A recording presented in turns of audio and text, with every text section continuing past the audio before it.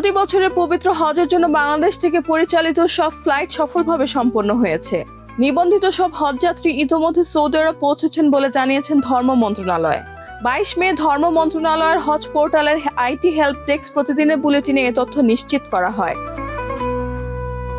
Bulletin অনুযায়ী এবার মোট 201টি ফ্লাইটের ব্যবস্থাপনা সদস্য সহ 79,164 জন বাংলাদেশি হজযাত্রী সৌদি আরব পৌঁছেছেন। এর মধ্যে সরকারি ব্যবস্থাপনায় 4,464 জন এবং বেসরকারি ব্যবস্থাপনায় 73,926 জন হজ পালন করতে গেছেন। এবারের হজে গিয়ে এখন পর্যন্ত 24 জন বাংলাদেশি হজযাত্রীর মৃত্যু হয়েছে। তাদের মধ্যে 17 জন পুরুষ এবং 7 জন নারী। মক্কায় 15 জন এবং মদিনায় 9 জনের মৃত্যু হয়েছে বলে জানানো হয়েছে।